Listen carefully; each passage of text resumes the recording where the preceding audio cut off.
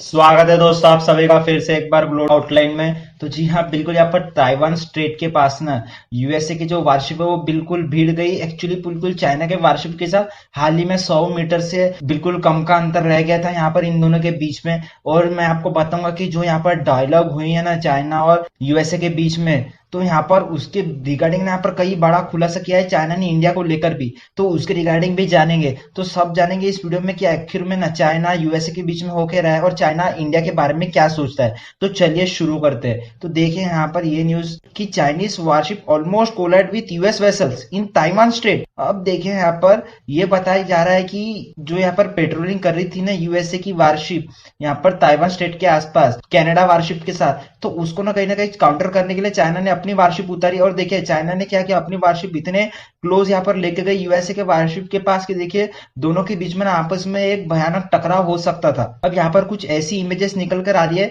जो देखिए मन को काफी ज्यादा विचलित कर देते हैं कि यहाँ पर देखिए ये एक वेसल्स है और ये एक वेसल्स है, जहां पर देखिए ये एक ऐसी शिप जा रही है और दूसरी शिप उसको यहाँ पर बिल्कुल ऐसी क्रॉस करती है। देखिए इसका वीडियो भी था लेकिन वीडियो इतना ब्लर था कि मैं आपको दिखाता तो भी शायद आपको कुछ दिख नहीं पाता। तो ये इमेजेस से आप थोड़ा सा समझ लीजिएगा कि यहाँ पर एक्चुअली में ना सीनियर क्या चल रहा था। अब देखिए यहाँ पर इशू कैसे हो रहा था, तो देखिए यहाँ पर ये हवाला देता है यूएसए की। देखिए इंटरनेशनल लॉ के द्वारा ना हमारी जो शिप है यूएसएस चुंगहुंग और जो मॉन्ट्रियल कनाडा की शिप है वो ना यहाँ पर रेगुलर बेसिस पे जो पेट्रोलिंग होती है दूसरे नेशंस के द्वारा, चाहे वो इंडियन ओशन में हो पैसिफिक ओशन में हो, जैसे यहाँ पर ताइवान स्ट्रेट के पास गई थी, मतलब साउथ चाइना सी के आसपास। तो वहां पर क्या हुआ था, अचानक से ना पीपल लिबरेशन आर्मी की जो डीडीजी 132 वाली जो शिप है, मतलब एक नाम है यूयांग 3 डीडीजी 132 शिप का नाम है चाइना के, तो वो कहीं ना कहीं आ धमकी। और देखिए ऐसे यहाँ पर जो चाइना की शिप थी वो बिल्कुल गोल गोल घूमने लगी यूएसए के शिप के और कनाडा के शिप के आसपास। और एक पॉइंट तो ऐसा है कि यहाँ पर देखिए यहाँ से यूएसए की शिप आ रही थी और कहीं ना कहीं यहाँ से नीचे से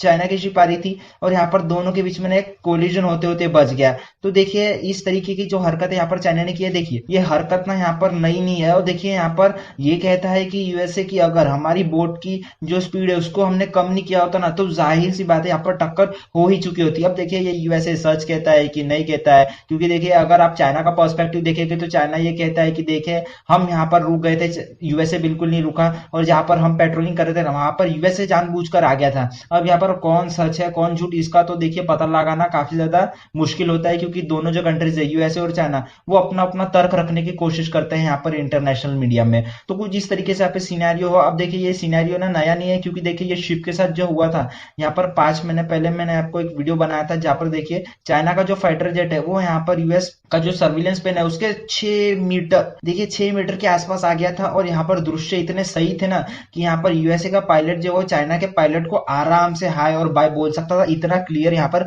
विजन हो चुका था। क्योंकि देखिए 6 मीटर जो है वो इतना ज्यादा अंतर नहीं होता है, खासकर हम जब प्लेन की बात करते हैं। तो देखिए कुछ इस तरीके से हरकत की थी। और देखिए ये तो चलो मैंने 5 महीने पहले का वीडियो बताया था, अभी रिसेंट का भी ये न्यूज देख लीजिए कि 31 मई 2023 की न्यूज है कि Chinese fighter jet encounter US aircraft over South China sea. अब देखिए जब जब यहाँ पर यूएसए जो है वो चाइना को काउंटर करने के लिए अपने शिप्स हो गए, चाहे फिर सर्विलेंस एरोप्लेन हो गए, वारक्राफ्ट हो गए, तो ये भेजता है ना साउथ चाइना सी में या ताइवान स्टेट के आसपास, तो यहाँ पर ना चाइना के कहीं ना कहीं रोंगटे खड़े हो जाते हैं। तो वो क्या करता है, चाइना यूएसए को काउंटर करने के लिए अपने शिप भेजता है। देखिए ये मैंने कई बार आपको बताया, तो इसमें यहाँ पर चर्चा का विषय एज सच क्यों है, क्योंकि देखिए यहाँ पर ना काफी समय से दोनों के बीच में ना डायलॉग होने वाली थी, चाइना और मैं यहाँ पर यूएसए की बात कर रहा हूँ। और डायलॉग हुई भी, शांग्रीला डायलॉग है सिंगापुर में, जिसको यहाँ पर देखिए सीधे सीधे जो इनके डिफेंस मिनिस्टर है उन्होंने ये कह दिया कि देखिए clash with USA would be unbearable disaster. अब इनको पता है कि जब चाइना अगर यूएसए का वार हो गया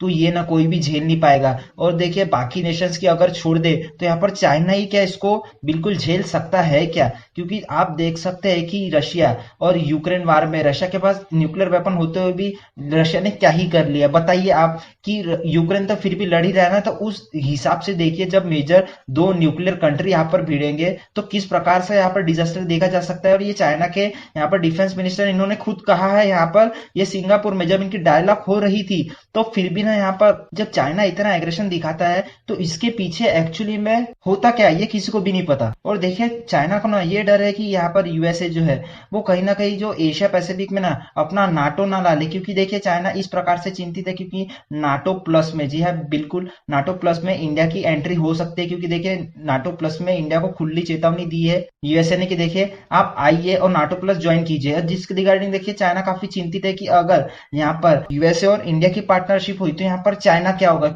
जिसके रिगार्डिंग चाइना हमेशा परेशान रहता है। और देखिए हाल फिलहाल में यहाँ पर यही बात निकल के आई इस डायलॉग में कि देखिए चाइना ने ना ये सीधे सीधे कहा है कि देखिए नाटो जो है वो यूरोप तक के ही सीमित रखे तभी तक के लिए अच्छा है, अगर यहाँ पर इसमें एशिया पैसिफिक जो है बिल्कुल चाइना या फिर रशिया जो है वो एशिया पैसिफिक कहता है, वो इंडो पैसिफिक कभी नहीं कहता, ठीक है। अब इसके बारे में भी आपको पता होना चाहिए। अब देखिए यहाँ पर एशिया पैसिफिक की बात हुई है तो यहाँ पर बिल्कुल नाटो नहीं आना चाहिए, ऐसे यहाँ पर हिदायत दी है चाइना ने यूएसए को। उसी के साथ साथ मैं आपको बता दूं कि जिस प्रकार से यहाँ पर यूएसए का एंगेजमेंट है ना चाइना में, चाहे वो यूएसए के डिफेंस बिल में ताइवान का जिक्र करके हो, बिलियंस ऑफ डॉलर ताइवान को देने की बात की गई हो, या फिर चाइना और यूएसए के बीच में ट्रेड डील हो। अब ये ट्रेड डील में जो कस्टम रिफॉर्म्स रेगुलेटरी प्रैक्टिसेस है उसी के बारे में ये बात की तभी तक क्या अच्छा है। अगर यहाँ पर और भी कुछ डीप इन्वॉल्वमेंट होती है यूएसए की ताइवान को लेकर तो जाहिर सी बात है इसमें काफी ना चेंजेस देखने को मिलेंगे ताइवान और यूएसए के रिलेशंस में। अब मैं आपको बता दूं कि ये जो डायलॉग थी ना वहां पर इंडिया का भी जिक्र हुआ, जी है बिल्कुल। और इंडिया के जिक्र में ये इतना बड़ा स्टेटमेंट निकल कर आया है कि देखिए India no threat to Chinese military people liberation army delegation says.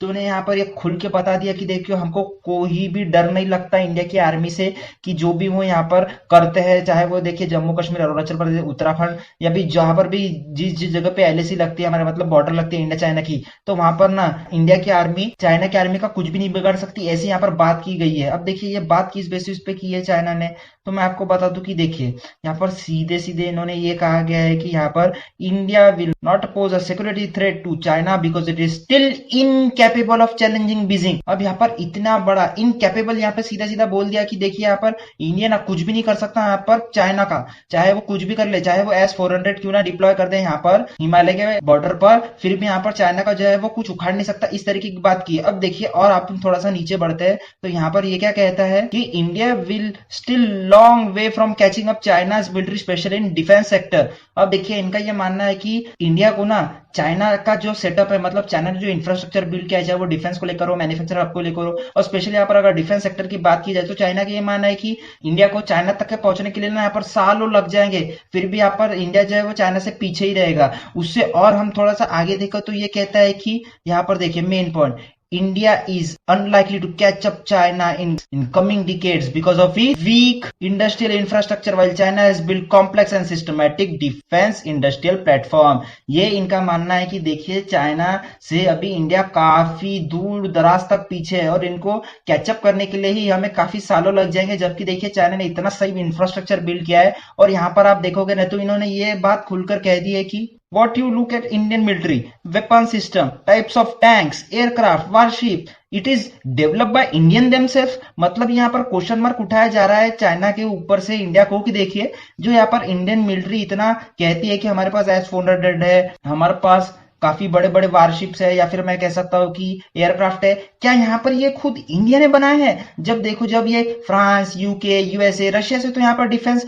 के सामान खरीदते ही रहते हैं, तो यहाँ पर क्या इंडिया ने ये खुद बनाया? जबकि देखिए चाइना जो है ये सब खुद मैन्युफैक्चर करता है। तो आप किस बेसिस पे यहाँ पर इंडिया और चाइना को जो है यहाँ पर कंपेयर करते? तो इस तरीके की ना यहाँ पर बात किया खुलेआम चाइना ने इंडिया के खिलाफ। उसी के साथ इन्होंने ये भी कहा कि देखिए टाइम रहते हैं यहाँ पर इंडिया ने जो है कुछ भी यहाँ पर इफर्ट नहीं लिया अपने मिलिट्री डिफेंस इक्विपमेंट को लेकर, जिसके रिगार्डिंग इन्होंने काफी ज्यादा देखिए कड़ी निंदा की है इंडिया की। और देखिए ऐसे कई यहाँ पर ना बातें की जो ये बताते हैं कि चाइना जो यहाँ पर ये आए दिन कहता है कि देखिए बॉर्डर पर इंडिया चाइना के बॉर्डर पर सब कुछ तो बिल्कुल ठीक है, तो अब यहाँ पर ना ये बात सही में निकल कर आती है कि देखिए चाइना जो यहाँ पर एग्रेशन दिखाता था, चाहे वो जम्मू कश्मीर, अरुणाचल प्रदेश का इलाका हो, तो देखिए इंडिया यहाँ पर जो भी काउंटर मेजर लेता है चाइना को यहाँ पे कुछ भी फर्क नहीं पड़ता और आगे भी ना ऐसे एग्रेशन दिखाते ही रहेगा, चाहे वो कितने भी डायलॉग पीस हो जाए। हमारे रक्षा मंत्री उनके रक्षा मंत्री के बीच में। लेकिन इन द फ्यूचर जिस यहाँ पर ये जो बात की है यहाँ पर शारिंगलाल डायलॉग में चाइना ने इंडिया के खिलाफ, उससे तो यही दर्शाता है चाइना की, देखिए वो इंडिया को कितना यहाँ पर इंपॉर्टेंट मानता है और कितना नहीं मानता है।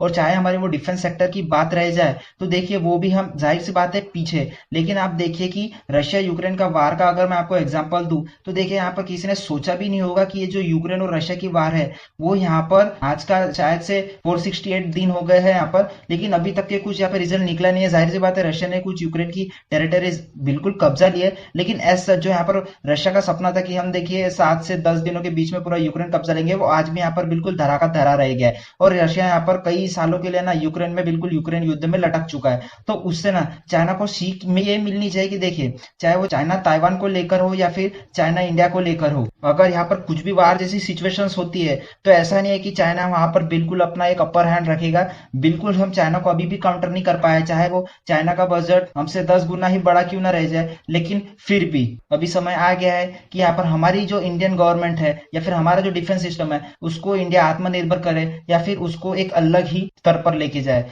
तो देखिए यहाँ पर ना मेन कारण यही था बताने का कि किस तरीके से यहाँ पर चाइना जो है वो अपना एग्रेशन तो हाल फिलहाल में बिल्कुल ही कम नहीं करेगा, चाहे वो चाइवान स्टेट को लेकर हो या फिर चाहे वो इंडियन बॉर्डर को लेकर हो। क्योंकि देखिए एशिया पैसिफिक में ये चाहता है चाइना की पूरा उसका ही राज रहे, चाहे उसके खिलाफ फिर यूएसए खड़ा हो, रशिया खड़ा हो, इंडिया खड़ा हो या कोई भी खड़ा हो, उसको कोई भी फर्क नहीं पड़ता। तो दोस्तों ये था पूरे आज का वीडियो के न्यूज का विश्लेषण। होप सो कि आपको अच्छा लगा होगा। तो देखिए आज तो मैं अपनी टैगलाइन भी नहीं बोलूंगा क्योंकि जाहिर सी बात है मूड पूरा ऑफ हो चुका है। तो दोस्तों मिलते हैं अगले वीडियो में, आज के लिए इतना ही।